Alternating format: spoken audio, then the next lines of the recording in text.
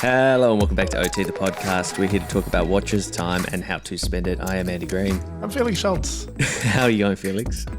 You just read the next line, didn't you? Yeah, I just read the next line in the intro I stole from you. Yeah, I added. I thought I was like, I've got to put it in. I was like, I wonder if Andy reads this directly off the little notes, or if he ad libs it. Today we've got quite the guest lined up. A repeat offender, so to speak, who has never said anything offensive in his life. The charming, the lovable Asher Rapkin, co-founder of Collective Horology. What a guy. What's he talking about, Andy? Well, he's been teasing over the last couple of weeks another Collective limited edition. So if you don't know what Collective Horology is, we will link up the episode where we had Asher on to talk about what it is. Or maybe Gabe, who's the other. I don't know if I've ever formally spoken to Gabe. Have we? We have, yeah. Did we? Yeah, we did. We did an episode with Gabe. It was great. You can dig it up, link it up, and also listen to, that was probably season 1 or season 2. Yeah, but early days. Early days for everyone. So that'll give you a run through of what it is. He spoke about the IWC. Yes. In Ojai. He lives in Ojai, which is like a place in California that I became obsessed with, where all the celebrities go to live and hide out in. Cool. This time around, we've got Asher, and he's talking about Montblanc, but we'll get to that in a hot second. Mm-hmm. Before that, Andy, our Discord was popping off over the weekend as news of anOrdain's latest was released, the anOrdain Model 3 method. No surprise, it's got a beautiful dial. Yes, the Model 3, they've been working on it for a few years, available in 2 colours. It is anOrdain's most expensive watch ever released, which is cool. Do you have the price to hand, or? Yeah, £6,800, excluding taxes, which is, I'm going to say, like around 13,000 Australian dollars. So watch standards, still not crazy, but a lot of people sort of were wondering about the price. And I mean, even the sort of Model 2 and Model 1, a lot of people were sort of saying, is it worth it, given the movement, rah, rah, rah. And I think our stance on anOrdain has always been the dial alone makes it extremely good value, and these watches are too cheap. And I think every time we talk to Lewis, the founder of anOrdain, which we did recently, we tell him that the prices are too cheap. Yeah, and I think that's sort of been something he's been wrestling with. And it's not an uncommon story. You start off your fledgling business, you go, okay, this is what it costs me, I'll charge double, and away you go. Until, 5 years down the track, like, oh, maybe I should have charged quadruple. So whatever it is. We shouldn't say too cheap. We should say too affordable, but they're not accessible because they have years-long wait lists, like 3 years, 4 years. To to their own detriment, but it's a good problem to have. So these dials are kind of like stamped enamel with, they're hand painted obviously, but they got like speckles of. So I can tell you a bit because there is in the nerdy vault, Andy. I don't know if you remember this. We actually recorded a podcast episode talking about this watch, and it was set to schedule for a particular release date. That release date never happened, and that episode is one of the few. The lost recordings. Lost tapes. The lost tapes. So I had a bit of a chat with Lewis about this. So he's teamed up with Method Studio, that is essentially sort of like a creative... They're like a trunk and cabinet maker, aren't they? Yeah, a cabinet maker that does, like if you're looking for an over-the-top Macallan bottle, they've worked with like Vacheron Constantin on cases and... Rolls-Royce, I think. Yeah, like high-end stuff. And so what they did was they chiseled this dial in sort of a large piece of wood, and then I believe they've turned it into a smaller dial printing, and they've popped enamel over the top of it, and it looks stunning. It looks amazing. It's sort of like a wavy texture side on. But yeah, if you imagine a chisel kind of, getting pushed through piece of timber, that's sort of the pattern. These are nice. These are nice. Do you know what it reminds me of, Andy? What does it remind you of? Collective Horology's partnership with Zodiac, which was also their Laminae, I can't remember what it was called. Had that sort of blue translucent enamel over like a wave-like sort of gear shape pattern that was similar and equally stunning. Yeah, but it's so this is sort of like a stamped pattern. So every dial, the stamping is the same. but they're different colors. But it's got this sort of texture that is a little bit random to it that makes you kind of think it's unique. Like the Grand Seiko Snowflake or something like that. Yeah. And both blue dial options. I am sure they're going to sell out pretty quickly. Like the allocations are going to just disappear. Of course. And I think at this point, if you, this is a question for you. If you get, because when you make you put in an allocation request, I believe, you don't have to decide what model you get. Why wouldn't you get this one, which I think is probably, the most beautiful dial of them? Yeah, it's really stunning. It's really stunning. And you just know how limited they are with their production. So it's just always going to be a special watch. It is 39 mil within the case, and then 46 lug to lug, I think, which is it's a great size. We love that 39 mil case that they offer. And it's a new Model 3, which has that sort of wire lug look, which is a little elevated. And I should say, so they're not charging any kind of markup on the wooden box. So that wooden box adds about 600. That's £600, which is like just over 1,000 Australian dollars. They don't charge any markup. So that is $1,000 cost to them box.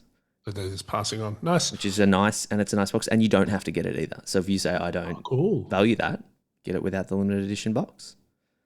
Nice. Yeah. Look at that transparency. Yeah.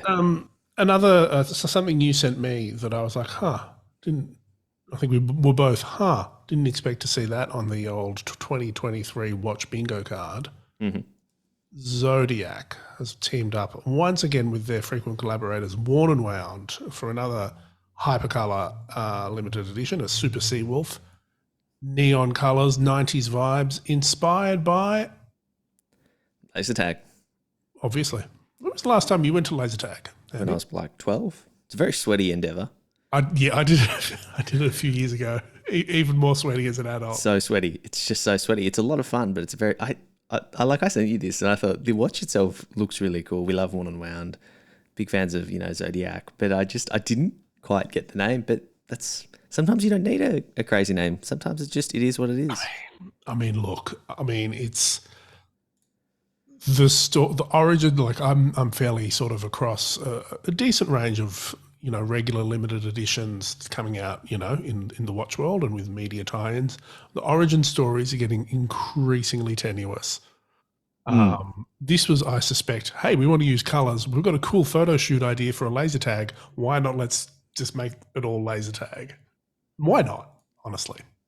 Yeah, and lots of like neon kind of orangey red. There's a bit of pink on there. There's a little bit of like aqua green. The strap's got it all over it. What if it comes with free knee pads? It's pretty cool. I like it. The Super Seawolf is probably one of the more popular Zodiacs in the current lineup. Yeah, it's a classic diver. So $2,500. I'm going to assume that this shop is showing me US dollars. Yep. What do you think? Would you cop one? Yes. Yeah, I like Zodiac's one of those brands that when I was getting into watches was in that price point that I was kind of weighing up, and it was sort of like that 1,500 to 3K price point. So I have fond memories of Zodiac. Nice entry level sort of entry level. There's a nice, Worn and Wound did a nice video kind of talking through it. I like I actually think this watch could do without the loom. That would be my only critique, because I don't think it needs it. And I reckon it's probably not going to be the strongest loom. Like, unless you're walking around with a UV light. But it's fun. Would you cop? Maybe. I'm not sure. Yeah. Hopefully see one in person. I'd be very kind of keen to see this in person. I think there'd be other sort of like 90s. Oh, didn't even include it here. Speaking of hot 90s colours, did you see the latest Richard Milles? Yes. Art Deco, very you. Yeah, that. Not that Zodiac and Richard Mille are typically in the same comparison set, but those Richard Milles were hot sauce toboggan face, which I was really into them.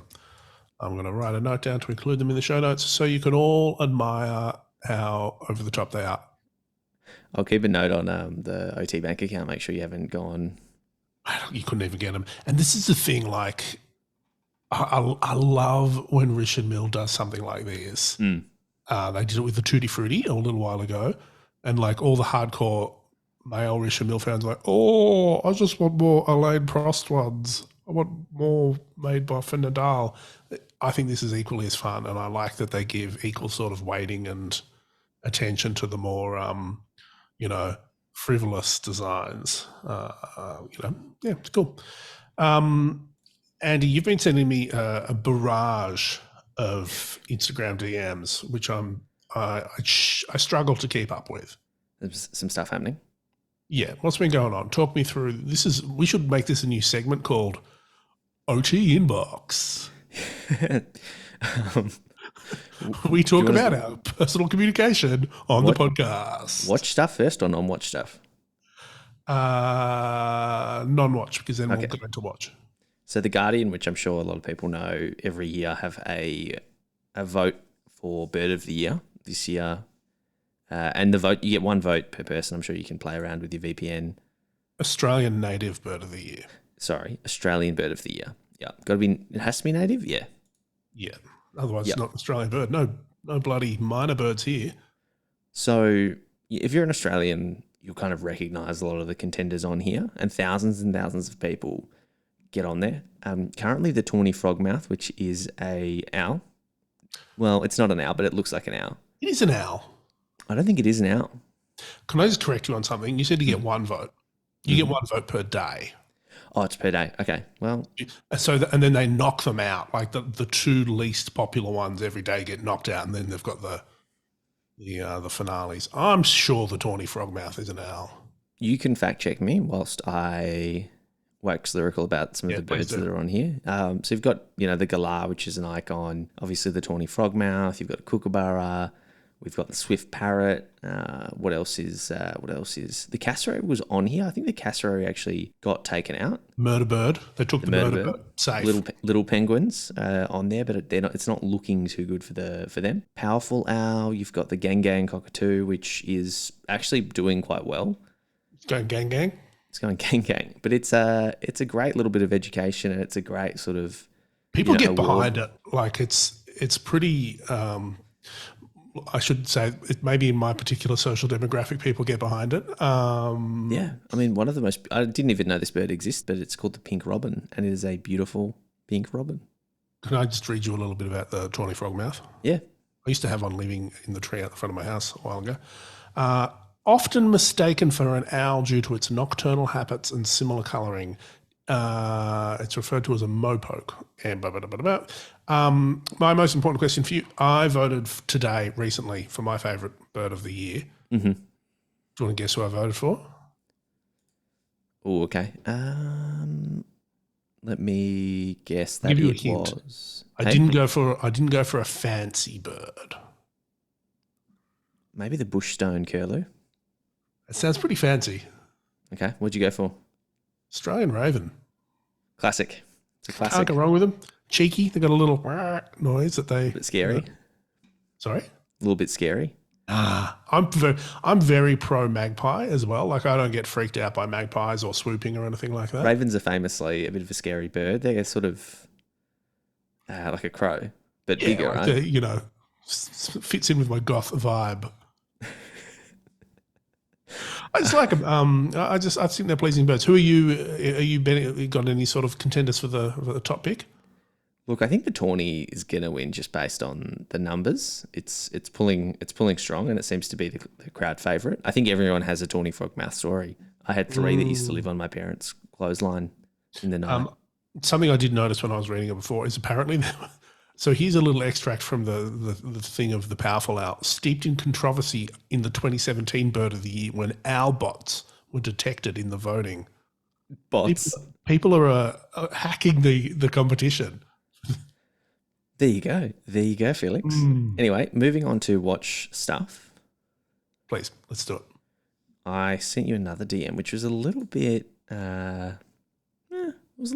vague, but it was a post with Jean Arnaud and Acrivia collab posting, with a little bit of like the Acrivia logo, except the V had like the LV logo inserted into it, indicating that there was going to be some sort of announcement on the 9th, which is, I'm going to say, maybe. No, that's like 7 days' time. So this episode will be out, but we still won't have an answer. Yeah. But it looks like there's stuff happening. I was thinking maybe it was to do with that fund that Louis Vuitton announced, LVMH announced maybe 6 months ago, where they said they'd be kind of investing back into horology. Or maybe that was a competition though as well for like. So let us spend the next 2 minutes baselessly speculating. You're going for competition. Could they be being acquired? Why would you announce it in this way? Why not? What do they gain? Rumors, gossip, speculation, like, you know. I think it's a collaboration. Jean, I know. I mean, he's I believe Louis Vuitton's watch, Le Fabrique de Temps boss. So he's the one sort of behind like the Genta brand, the Roth brand, all the sort of cool fancy stuff. So I don't know. I mean, maybe it's a philanthropic thing or sort of a culture thing. It's got to be. It's got to be something. It's got to be a collaboration. And Tiffany dialed, Acrivia. No, I think it's going to be. They've given Acrivia a fair bit of money to kind of do a movement or something interesting with their watches, because they came out, and this is the next thing we have going on. But they've come out with was it the updated Tambour, wasn't it? Yes. And they've been trying to obviously push that quite hard and putting a lot of work there. So I think, how do you give a watch like that some legitimacy? You get a legit young brand to, give it a leg up. Yeah, I've just thought of something that maybe lends a little bit of weight to maybe they're selling Acrivia. Because recently Rekshap's also done his own. So under the Acrivia brand, he's got his own name on the dial. So maybe it's like Acrivia is going to be LV, but he's still going to have his own. Oh, because the brother Jevdet, broke out as well. Are they still? I think are they both still involved, or they're not? No, I think he's doing his own thing.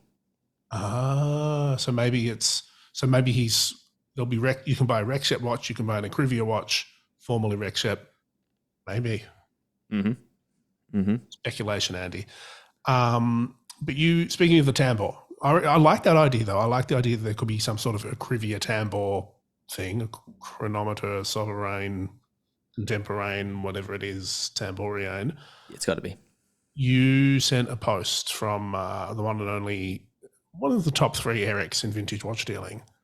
Yes, Eric Koo did an Instagram post, one of the first and only people I've seen that actually has the new Tambour, and it looks like he owns it.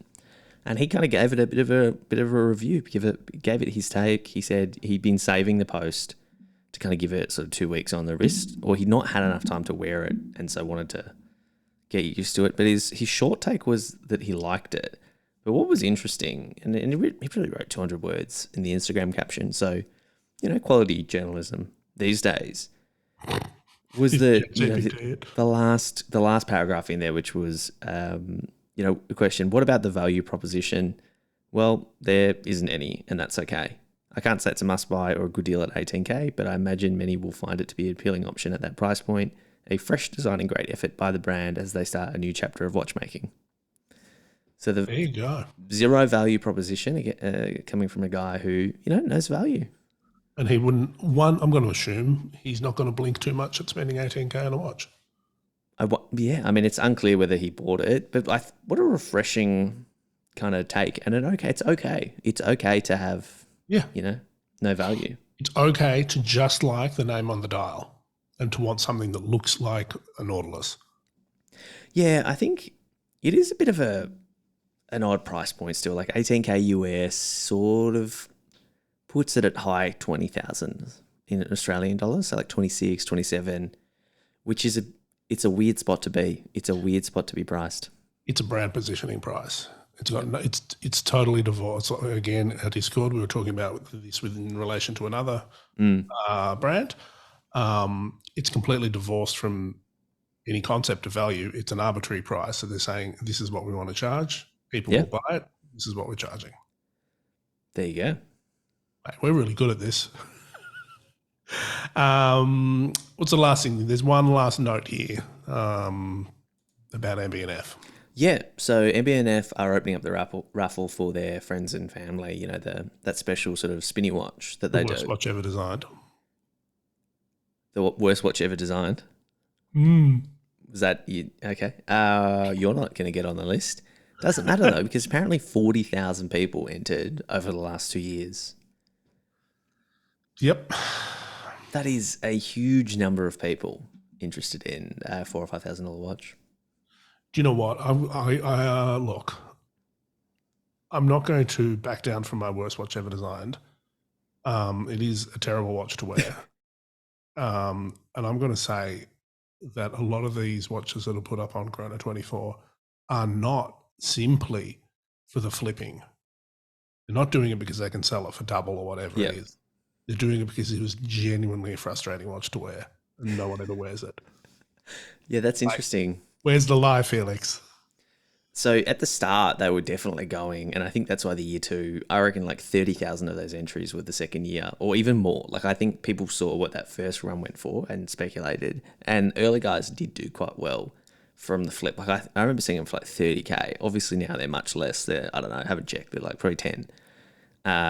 Because they realize there's a lot out there, and maybe for that reason, I wonder why it's so, you know, has that popularity. And I just kind of wonder, it's like the one, you know, affordable thing from the brand, and that's an why MB&F you can have for a few grand. Yeah, versus it's not an MB&F. Yeah, versus, you know, 100, 150 plus for something else. And is that what do they call it? What do they call it in fashion? There's the thing that you can always have in a brand that's accessible, like the Balenciaga ball cap, like a scarf from Louis Vuitton belt. Yeah, like there's something in every brand that's that, you know, it's the entry aspirational entry point to it. There you go. On that note, enough hot takes from you and I, Felix. It is time to get today's guest, Asher Rapkin, on for some chatting. Our very own aspirational entry point into the world of collective horology. I love it. Andy, today we welcome back one of California's finest, Asher Rapkin from Collective Horology, who has just debuted their portfolio watch number 5. Yes, sir. Still going, Asher. I'm still going. They have debuted their portfolio number 5 watch, the elegantly named Montblanc 1858 Minerva monopusher chronograph Blue Arrow P05 for Collective. Welcome back, Asher. How are you? Thank you. We specifically named it that length to see if you could get it out in one breath. Yeah. Is there like some sort of naming code where you have to use at least 80% of the alphabet? Yes, it's the rule of watchmaking. Are you unfamiliar? I'm so sorry. Hey, quick question. Mumbo number 5, P05. Can we get like maybe a little Lou Bega collab? Maybe, wow. Okay. I'll be honest with you. I was trying to think of all the things you'd throw at me. I was not expecting that. Random fact, though. Random fact. One of my earlier jobs in my career was working at MTV. And one of the things that I used to do at MTV is watch over one of these like rando networks that they had, like MTV 7, you know? And there were Lou Bega takeovers on MTV. It was big. And that was the thing that we would package up and sell. So maybe we should revisit that. Let me tell you another fun fact. Yeah. Oh, please. On Lou Bega, Stephen King, famous novelist, his wife. Did you see this? His wife threatened to divorce him because in the 90s he was playing it on repeat too many times. Like apparently nonstop. He was doing research for one of his novels. Look, we laugh, but it's not ridiculous because Lou Bega's German, is he not? Okay, keep going. Keep pulling this thread. I'm curious. Montblanc, the famous maison de writing instruments, also based in Germany. People can't see this. I was going to say behind Felix, there's a board with multiple photos in yarn, and it's running from one side to the other, starting all at the epicenter with Lou Bega. And do you know who uses writing instruments? Stephen King. Oh my God. Yeah. Yeah. Guys. Yeah. Can we launch it in Brazil at Mardi Gras? A little bit. Just a little bit of Mardi Gras. I think you're mistaking me for a representative of the Illuminati. I would love to assist you further. Hey, don't talk about that. Don't talk about that. We're gonna have Don't talk about that. Don't talk about that. In all seriousness, though, Asher, we chatted to you formally on the podcast a few years ago. What's been going on since then? What's up? A lot. I think when we first started talking, and this I think is true of many small businesses, we started off as one thing and we kind of ended up as something else. And, when we first started talking, we had this idea of building a social club for watches, and we still do that. But what we've ultimately learned is that, we thought that the only way to do that was through collaboration. And what we've learned, ironically, is that you can also do that through retail. And as a result, we've changed as a business over the last couple of years from being what was essentially predominantly a community and social club into being an independent watch retailer that makes collaborations and believes in fostering community. And, you can say that sort of thing and sound really corny, but the truth is that sometimes you can stumble into business and have it work and discover you in a different kind of way. And that's ultimately where Collective has gone in the last few years. How has it gone on the community front? How's the membership sort of looking? Because I think early on it was quite strong. Has it grown significantly? Yeah.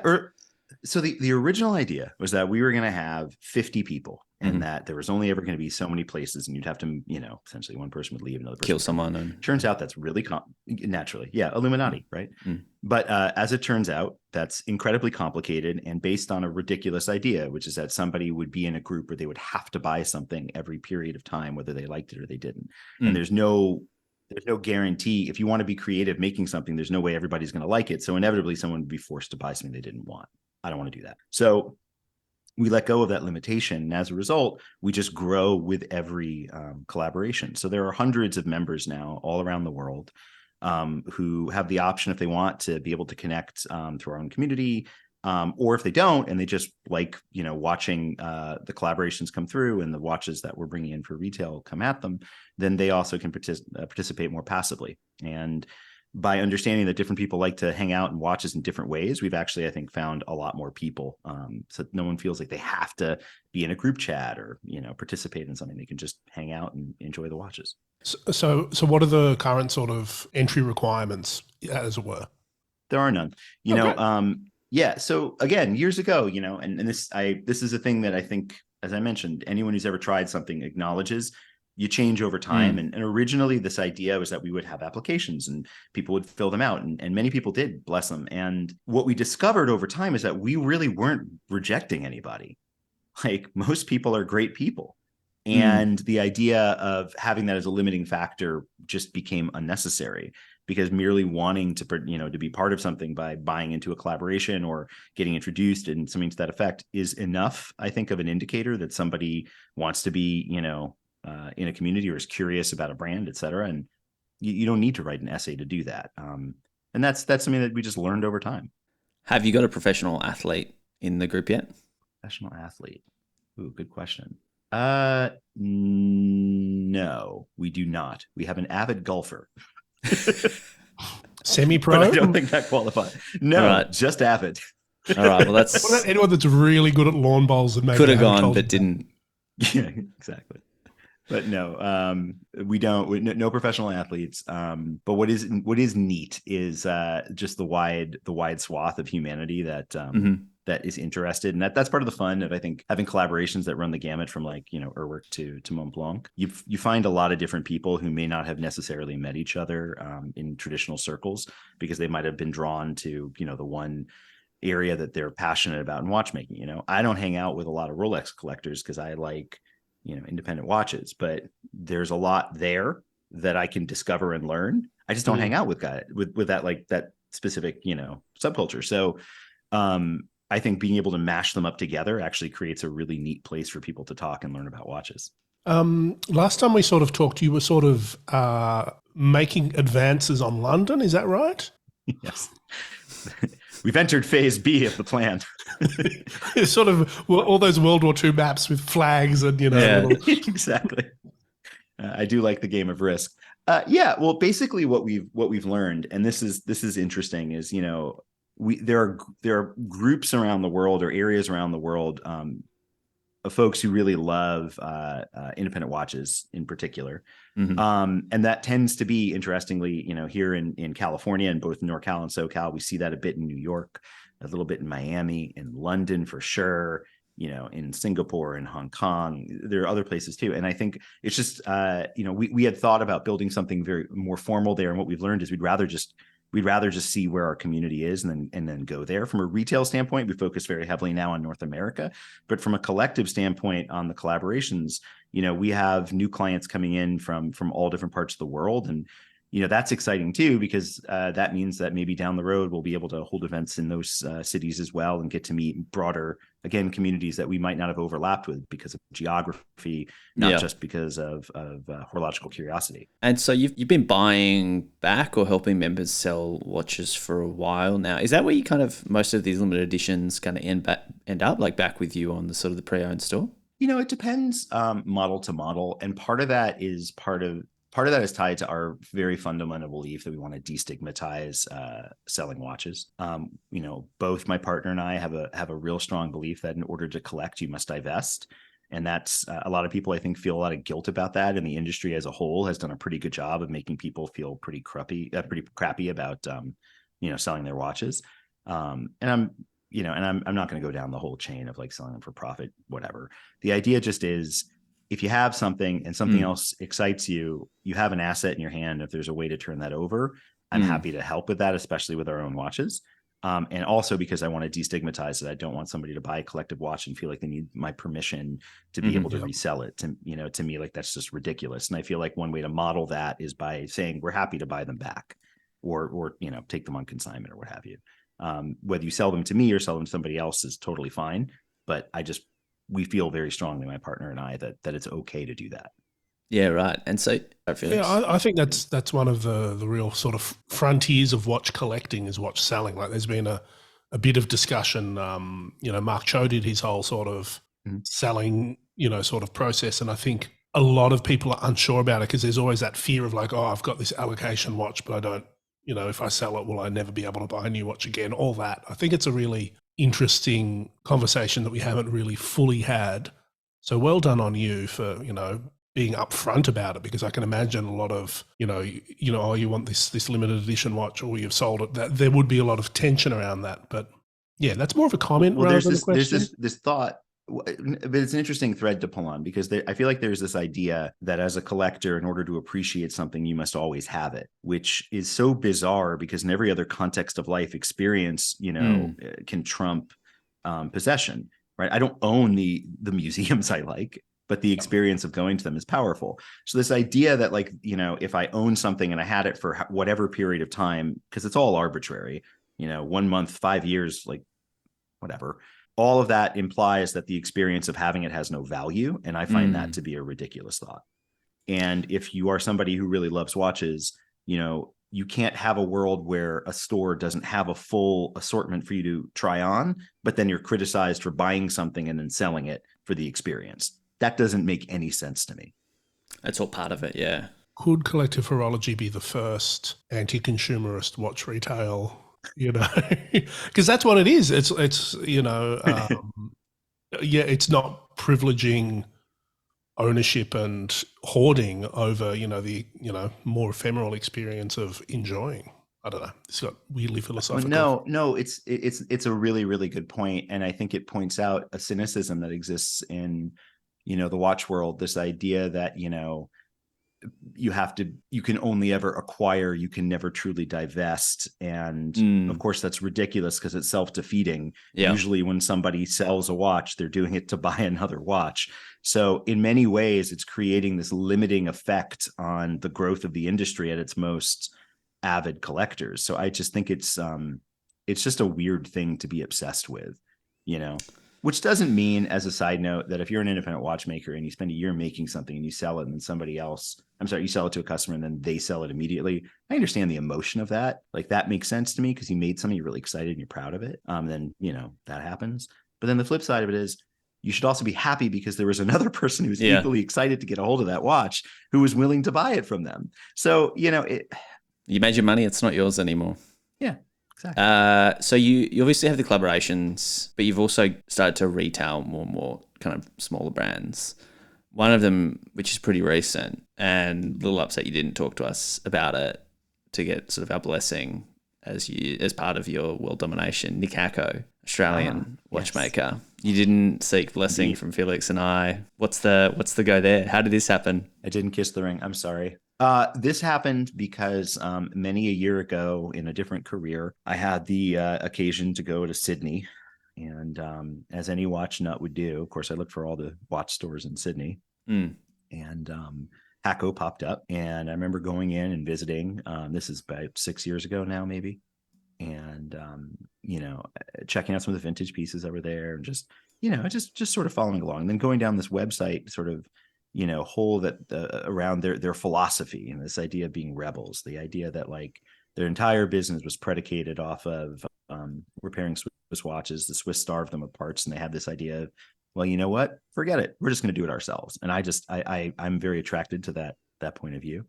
So I followed along with their watches. I ended up buying a piece for myself about 2 years ago, and really, really enjoyed it. And then through a network of friends, James Lamb, Josh Shapiro, they're all sort of interconnected. The Hackos have done some work for them. The Hackos even helped make a dial on the P1, actually. We just got to talking, and I really enjoy their philosophy. I enjoy their approach to watchmaking, which is very different than what we see from a lot of other independents. And the product is really great. And it's just fun to be able to bring that to people in the States without having, and making it easier for them to be able to buy that kind of a watch. On a scale of 1 to 10, how likely is it that we may see a Collective X Hacko collab in the future? I'm going to put that right at a 5 because it is as likely as it is unlikely. And the only reason why I say that is not because I don't think that there would be something cool there. It's just, I think Josh and his dad have a very clear idea of what they're trying to accomplish over the next 5 years. And I don't know that I just feel like they're just so dedicated to making that happen. I don't know if there's space in there, but if there is, that would be fun. Yeah, fair enough. Alrighty. Well, you were recently at Geneva Watch Days. How was it? Any highlights? We didn't make it. Tell us about it. Well, it was everybody was super depressed and super down because you guys weren't there, and that was the talk of the town. There were banners hanging. It was a thing. Yeah. We got a note from Georges Kern saying that he was very sad that we weren't there. Did you see the teardrop spill the ink? He was yearning. That's romantic. In all seriousness, no, it was a great event. And it was very different than my other experience of watch events in Geneva, which is Watches and Wonders. Whereas Watches and Wonders is this truly like gigantic event and takes over the whole city. This is way more relaxed. It's in a couple of hotel rooms, in 1 or 2 hotels. It's the middle of the summer, which is really pleasant. It was gorgeous, so, people were walking around in t-shirts and shorts. And it just felt, it felt more like a place where you could have like a creative conversation and something fun could happen rather than the transactional nature of Watches and Wonders, where everybody only has 30 minutes and you don't have the luxury of being creative. You just got to do business. So I would say that was a ton of fun. I also got to go hands-on with a couple of watches that I've wanted to see for a while. And one of them that really stood out to me were the new Singer sports watches. Oh, yeah. I don't know if you've had a chance to check these are absolutely insane. And they wear beautifully. They have a unique creative perspective. Obviously, the Agenor movements are stunning unto themselves, but they have a real energy to them. Like they have a point of view. It is just a really elegant, awesome watch. And I get to see a lot of watches these days, and it's such an awesome gut punch when you pick something up, and it's like just awesome in a fresh way. And that one those two totally. That's the track one, I think it's called, isn't it? There's 2. There's one. There's one that I think it might be called the track one. Forgive me for not knowing the exact product name, but there's one that's a 60-second chronograph and one that's their full-on chronograph. And they're stunners. Yeah, it could have been like if you closed your eyes and described that watch to someone, it could look really bad, but the execution is quite nice. And yeah, the movements. I mean, they're insane in person. They are. It's also the case. The case geometry on that watch is really, really neat. It's got that kind of. It almost like has a little bit of that like Speedmaster Mark II, just weirdo vibe, but way more wearable. And but it has the benefit of the bracelet sort of tucking in under the case, so like anybody could wear this watch. And even the link architecture is unique and has a point of view. The whole thing is just a cohesive idea. It's just. it was a revelation. It was awesome.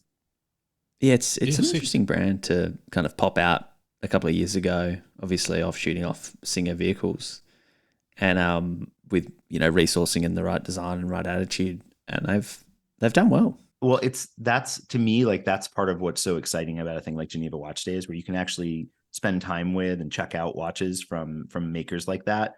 I mean, I don't know how many watches Singer makes a year. I'd have to imagine it's under 100 watches. So there's just like, there literally isn't many of them, or aren't many of them. So being able to go hands-on with them is remarkable, and that's just not a thing that happens at Watches and Wonders, except maybe at the AHCI or something like that.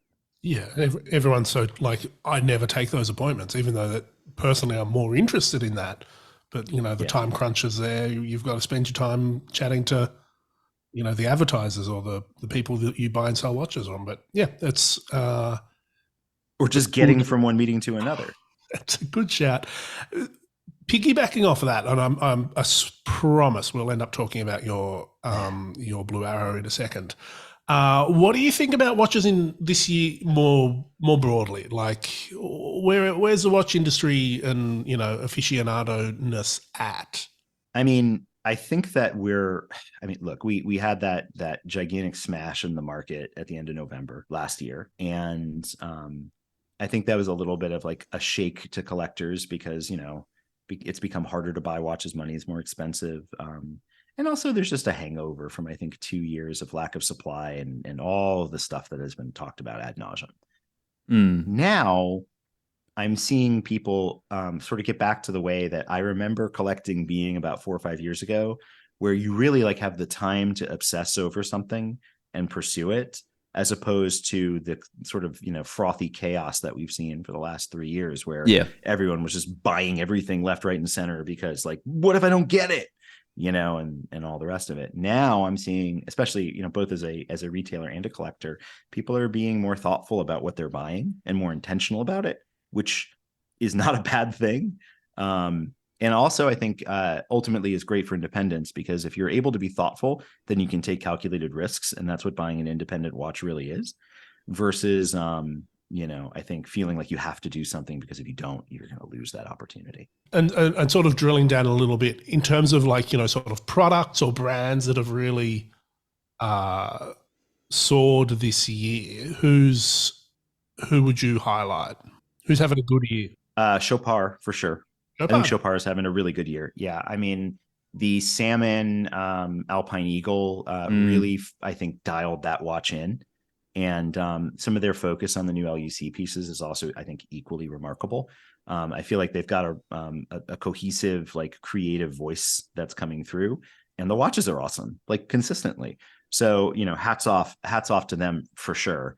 I think we, in the independent world, I continue to be very impressed with, what I'm seeing from Urwerk. I mean, and what I mean by that is, when you look at Only Watch, for example, like, they just brought together, they just really they came as just the awesome people they are, which is to say, they looked at this entire field of fabulous watchmakers and went, awesome watches, here's a lightsaber. And like, that to me is just the most wonderful representation of like them as a brand, I think you mean a non-copyright infringing light sword. Yes, exactly. Pardon me. I'm sending everyone today. We were just saying in our Discord that everyone should join. The Chopard is underrated, and as you say, they got solid releases. The quality's good. The watchmaking's there. They've got the high end jewelry covered. They've got the ambassadors. They've got the celebrities. It feels like it's on the mostly cusp. They've got the watchmaking. Like, the watches are legitimately good. Yeah, I saw a precious metal LUC. I think maybe like some sort of calendar, like $13,000 US. Like, that's a great watch for the money. Like, yeah, there's a watch I've been stalking, and I guess I'll say this so that somebody can put me out of my misery, but it's on Win Vintage, and it's this incredible 37 millimeter white gold LUC dual time watch, and it's perfect, and it's like 10 grand. It's incredible. So someone please put me out of my misery and just buy that awesome watch. Yeah. Speaking of Win Vintage, there's a tie in there with your Blue Arrow. So why don't you tell us about this watch that we've been looking at for the last few days, and Sure. So I'll preface this by saying that this is a perfect example of how projects can evolve. Because we approached Montblanc a couple years ago, and the original idea that I had and my partner had in our head was that we wanted to use the Geosphere as the platform, because that's a watch that we really love. It has a point of view, but as things I think sometimes happen creatively, you go into a meeting and then you think about it, and it's like you just can't find the idea. And if you can't find the idea, you kind of got to move on. And I remember coming out of that meeting, this is 2 years ago now, and I Watches and Wonders, and Montblanc had a watchmaker sitting in the corner who was essentially disassembling a Minerva caliber. And I think, like a lot of watch collectors, like I know Montblanc owns Minerva now, but like it's not something, for better or for worse, that's in the sort of general discussion of watch collectors, which arguably is a shame for all the reasons we'll talk about. But there is sort of a neat component to it being hidden. Anyway, we watched this, and the level of finish on this caliber that he was taking apart was just absurd. And Gabe and I walked out of there, my partner Gabe and I, and our first thought was, well, clear, like, okay, we got to do a Minerva, like forget about the Geosphere, like that's what we're gonna do. And couple of months later, we found ourselves at the Wind Up Watch Fair, and Eric Wind was exhibiting there. And he had in the box, because he is a huge stopwatch fan, a number of Minerva stopwatches. And Minerva stopwatches from the 1940s and 1950s had a real purpose and intentionality to their design. Lots of variation, lots of really specific models, for everything from racing to yachting, et cetera. And some of them used these really just vibrant and incredible primary colors, so these rich white dials, these reds, these blues, these creams, like, which isn't a primary color, but still is like very bold in its presence. And we had this thought of like, well, what if we were to look at these two parallel elements of design, these stopwatches that were being made for these very specific purposes, and then Minerva's chronographs, which were equally being made for a specific purpose, but the two design languages hadn't been married. And we had this moment of essentially like asking, like, what if, and created this bit of historical fiction, which, as a side note, is also related to our watch that will follow this one, which is another piece of historical fiction, which we can talk about if you'd like in a moment. But with this one, we just wanted to marry those two aesthetics. And as a result, we ended up with a watch that Minerva never made, but could have. And that's where we landed on the design. Was it the finishing and the quality of the caliber that drew you to Minerva? Yeah. Now this is, correct me if I'm wrong, this is like 30-ish thousand US?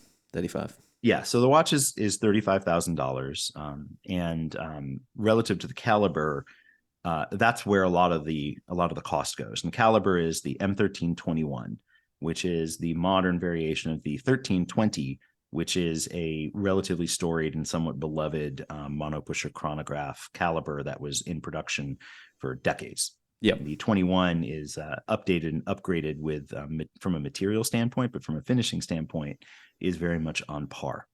And one of the things that I love just as a collector in general is when a movement has a certain lyricism to it. Like it feels like there's implied motion in the way that the bridges are built, for example. And part of what's so wonderful about this caliber is not only do you have that lyricism, but you also have one of the most wonderful and historic examples of a horological flex. And that's the devil's tail, which is on the chronograph clutch. And that devil's tail exists purely to add additional internal angles. That's it. So those interior angles are just there for the purpose of showing that they can add them because they're that good and that committed to finishing. And I just love that because it makes that movement have more of a sort of, perspective and opinion than if it just was purely functional. The last time I did any serious research into Minerva would have been a few years ago now, but I believe they were still in, the same sort of facility, and they were still like 90%, 90+% hand assembled by like a dozen watchmakers. Yeah. Is it still the same sort of situation? Yeah. Montblanc has essentially preserved as a custodian the brand and the manufacturer, which, by the way, is something that I think the brand honestly deserves a lot of credit for, because other companies may have been more cynical and have cannibalized the Minerva brand, which you easily could have done, and cranked out any number of generically powered, chronographs bearing the Minerva name. That's not an uncommon move. Yeah, they've sort of separated it, haven't they? They've sort of separated the lower end watches that they do and then the high end Minerva. And I mean, honestly, they've had a bit of a hard time bridging that gap, because everyone that sees a Minerva movement, even the newer stuff, and I agree, like I had one on loan, it must have been a week or something, and it was the chronograph, and I was like, this movement is insane. The problem is the kind of the education and the storytelling that's missing. But the so the caliber, the 1320, I think that goes back to like 1920 something, and ran for, as you say, decades via Minerva, and is pretty, I mean, it's very collectible now, I would have thought. Yeah, it does. And I want to go back to a point that Sure. you're making, because it is an opinion, mind you. It is an unsanctioned opinion, but I think is a good way of thinking about Montblanc and Minerva's. I think personally about Minerva is to Montblanc as Creedor is to Seiko. That's how I think about it. And if you gathered 100 folks who collected Montblanc watches in one room and asked those 100 people, like, what do you know about Minerva? I think only a small fraction would probably raise their hand. Probably the same if you gathered a bunch of Seiko fanboys in one room and said, who here can tell me about Creedor? And both Creedor and modern Minerva have this sort of like, incredible humility about them. Like there's no one out there telling you that they're the best of this, that, or the anything. They just are. And I find that remarkably cool. And it's not just, so Montblanc has high end watchmaking separate from, like, they've got their Metamorphosis and all these other sort of weirdo, super high end stuff that they do on the side. And it's not, Minerva. So Minerva's just the chronographs, just those, however many movements. Yeah. Yeah, exactly. And, I as it stands right now, I mean, they really are sort of just drilling down on, the potential of these handful of calibers, which I still think is pretty awesome, because if you're a chronograph lover, and certainly a high end chronograph lover, this is an incredible opportunity. So many brands that people love. I mean, separate from chronographs, think about like Universal Genève, like would be thrilled if somebody had purchased the intellectual property of Universal Genève and was producing, period correct, but modern, precise versions of those movements. Can you imagine? And like, we have that right now with Minerva.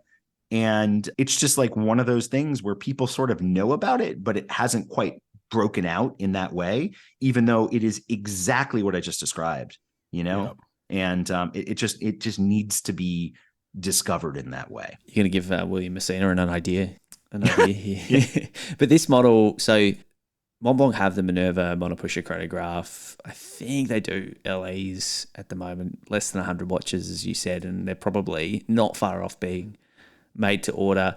The one they released last year, sort of a bluey black dial with a red arrow. Yours is sort of a quite nice, like crispy white with light blue, and then that dark blue arrow at 12, and a bit more of a comfortable looking strap. I think you've done a better job on it than the Montblanc have. What do you? Well, I want to point out, actually, one of the best parts of working with Montblanc was actually working with their product and design team. Yep. And so the same crew that made the red arrow, I suspect, had input here on the blue arrow that we did. And that red arrow is tied to a very specific historical reference. And that dial architecture with the snail tachymeter and the exterior telemeter is borrowed from that watch. And that actually is a good way to think about when we talk about historical fiction, what we're talking about. That's the watch that was made. This is the watch that we're imagining if those two departments had sort of intertwined. But what's neat too is with the model that we produced with the P5, some of those historical elements carry through, not just in the design of the dial, but also in the teardrop pusher, for example, for the chronograph, which is actually referential to that original red arrow watch. So there's a lot that's tied up in the design of our of both our piece and the red arrow that is the architecture it's based on. That I think I like to play with, and I think collectors would be excited about because of that 1 foot in history and 1 foot in imagination land component. Yeah, that's fair. And I think the other thing to note is that they bought Minerva, like 20 years ago nearly. So it's well and truly. Less, yeah. Yeah, I mean, it's been coming up on 2 decades, so it's probably time people accepted the consolidation and that sort of cohesion that you're talking about. And I mean, yeah, like I'll just say again, you kind of do need to see definitely the movements in person to appreciate them. For me, though, the coolest thing, and something I don't think has ever been done before, Minerva logo on the dial and Montblanc logo on the dial. How hard was that? Double signed. To make yeah, it's happened once or twice in the past. It's not common, but it has happened. And I think, like with any design element, it's about intentionality, and for us,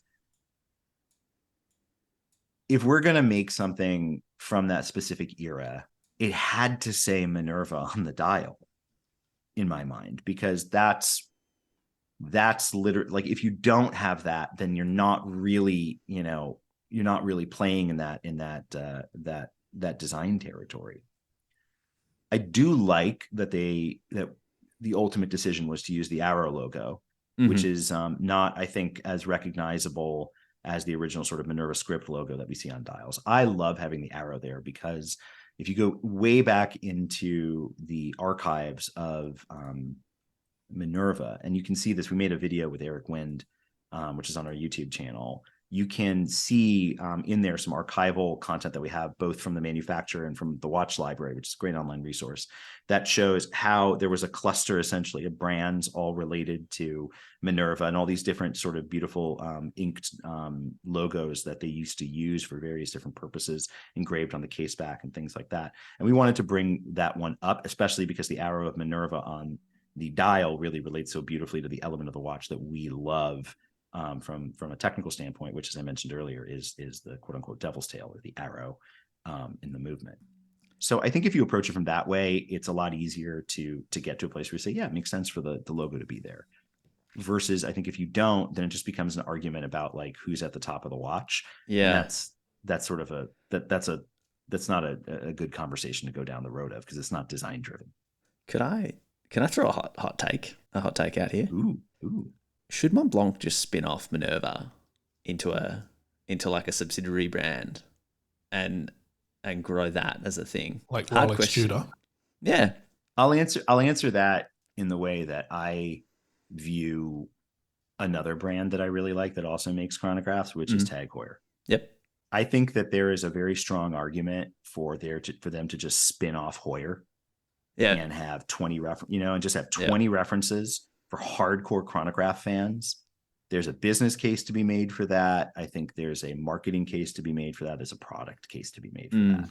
And I think you're seeing a lot of interesting movement at the moment from the LV group, who have sort of been firing up LV attempts with, Daniel Roth and what's his name? The Gerald Genta brand and all these other sort of indies that they own the IP to. It's kind of like that deconsolidation, sort of all the brands and IP that got snuffled up over the last... No, but then again, on the other side of the coin, they wouldn't be in anywhere near as strong a position because they, as I understand it, they acquired the Daniel Roth sort of product team, which essentially became Bulgari's watch development team, and they kept it quite intact. Like they didn't, they sort of got them working on different products, but they didn't, restructure them or go all corporate on them. I don't know. I think it's... All right. I think there's kind of two way or a couple ways you can look at this. One is, sort of the purist enthusiast route, which is, I think, what you're advocating for, right, Andy? Like, well, if it's so incredible, shouldn't it be its own thing? And I think, as if you want to like lean back and ponder that in the armchair, I think that there's probably a lot of like there, but I think if you look at it also from the business standpoint, there's a lot of benefit that someone like, an internal manufacturer like Minerva gets from being part of Montblanc. And quite frankly, Montblanc deserves credit for supporting them. Another parallel in my mind that I think about is like Condé Nast and the New Yorker, which is to say, I don't think the New Yorker is like printing money for Condé Nast, nor has it in for decades. But the idea of not supporting, or even worse, folding the New Yorker is absurd. Yeah. And I think that that's not a dissimilar parallel here, where Minerva is sustained, is curated, and has the potential, I think, to grow under Montblanc. If you separated it out and it was just another brand, say within the Richemont group, I think the pressure that would go on it, frankly, would probably actually make it change significantly from what Montblanc protects it from. And that's not a rip on Richemont, by the way. That's just like the reality of what a Maison would be expected to do. Yeah. Well, they are a very strong brand. I mean, their watchmaking has, struggled the last few years, but as a brand and as a, writing instrument manufacturer and as for their leather goods, like they are exceptional. They're one of the best in the world at what they do. So it's an interesting situation. It's got to be mutually beneficial as well. And for that Tag Heuer argument as well, or idea, it's the same thing. You kind of, do you appease that smaller group of diehards that just want a watch that says Heuer on the dial at what cost, and where do you draw the line? So I don't think that, and they were consolidated for a reason as well. It's just an interesting. There's also, I think, a lot of significant headroom for Montblanc if you think about it. Because if you look at other luxury houses that are multidisciplined in the way that Montblanc is, many of them also produce watches, and many people I think are very attracted to those watches, not just for their watchmaking, but also for the brand. Yep. So I think the potential is there, and I certainly think Minerva only helps add to that. But it takes time, and I know we said like, oh, they've been there for decades, but like in watch world, like that's not really all that long actually. So it takes time, and it needs to be methodical. And frankly, the fact, as I mentioned earlier, that they give them the latitude to make these incredible watches is remarkable, and deserves, I think, some degree of respect and appreciation. Yeah. Asher, I don't know if you're going to be able to answer this question. Were there any sort of design or product, in this long journey of, a few years, where you knew what you wanted? Was there anything you really tried to get across the line, or any sort of design choices or variants that you wanted to make happen but couldn't for one reason or another? Or is that all? Sure. I mean, that's every project. I think but I think what ultimately comes down is, if there's a real clash about it, it has to go back to the brief. And the brief has to make sense for both the brand and us. So like, for example, when we worked with IWC, the original idea that we pitched was to go back to the original Big Pilot and basically create a sterile dial IWC, and that got axed because, understandably, like the brand on IWC watch is a very important thing these days, and removing that is catnip for a couple hundred collectors, but actually doesn't do a lot to grow the brand in a way that I think a lot of mainstream collectors would think about, and that was the right choice on their behalf.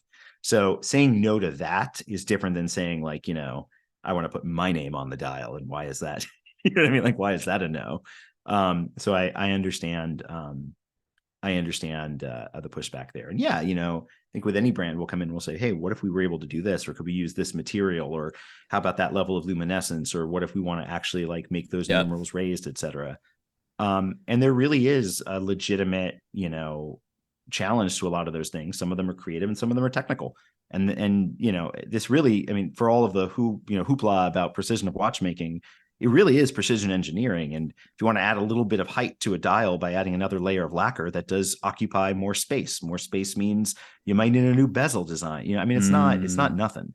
So when you get a no, it's not, it's easy to say like, oh, it's just somebody who doesn't want to do it. And sometimes it's like, well, I don't want to do it because I'd have to re-architect the entire watch to make that happen. And that's a legitimate reason to say no. Behind the scenes. Well, look, let me tell you what I like about this watch. Let me tell you what I like about it, because I feel it's a very lovely watch. I like the dial. I like the yellow sub dials with that sort of snail track in the middle. I think that's pretty unique and cool. I love the bezel on these. It's very nice. Obviously, the movement is You beautiful. know the bezel rotates.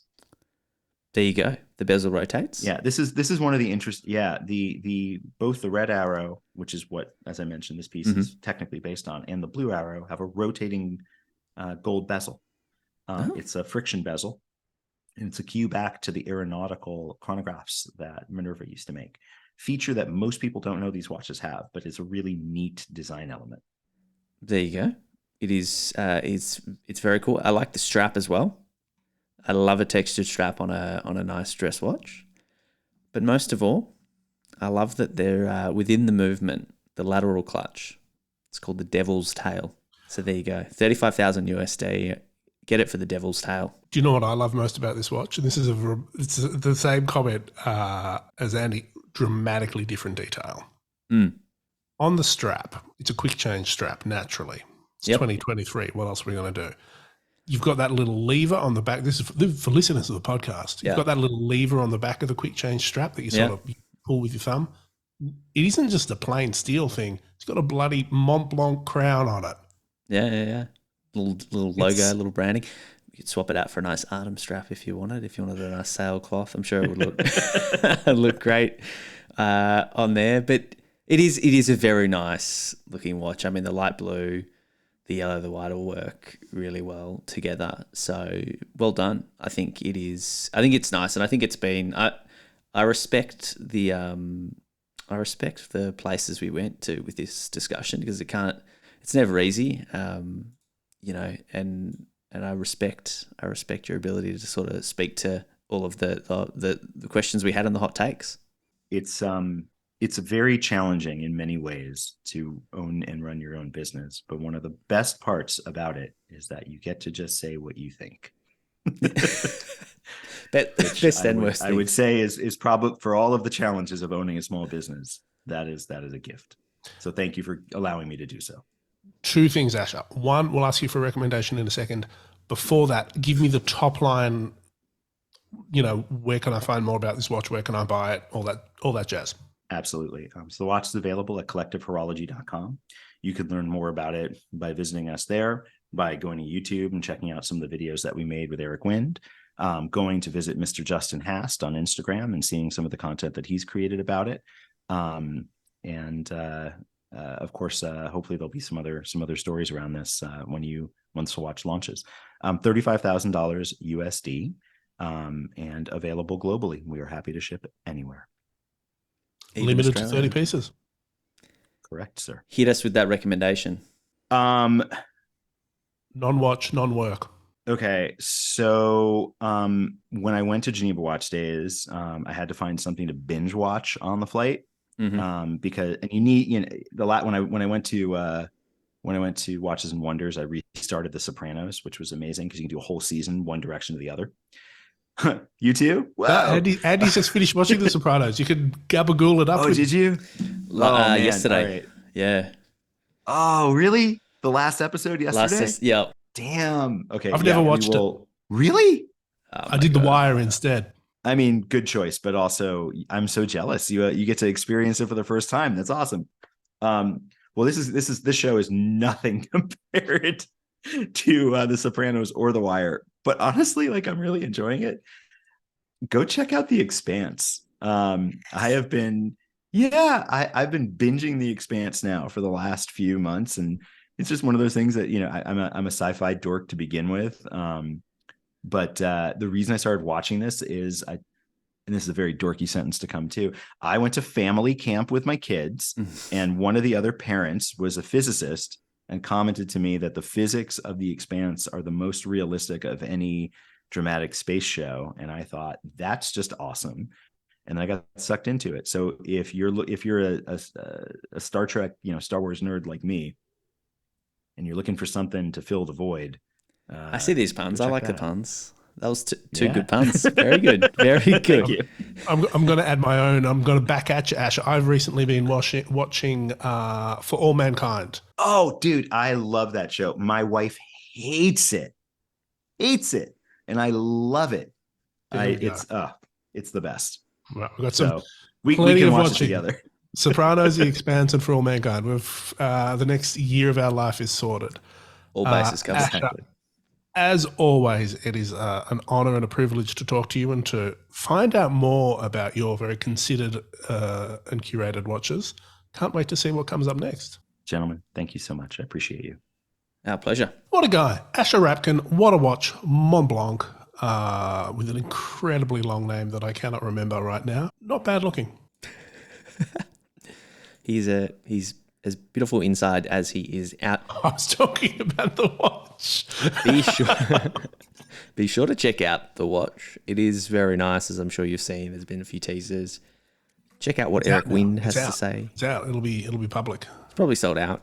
Well done on Asher guys. for lining us up and tricking us into having this chat. Of course, join our Discord. We've talked about how great it is plenty. Make sure you are reviewing OT the podcast and telling your friends and sharing it. Felix, if people want to follow us on social media, where should they go? Please go to ot.podcast on Instagram, and if they want to email us, Andy, did you already do the email thing? otthepodcast@gmail.com. Please no MLMs. We will see you next time. See you next week.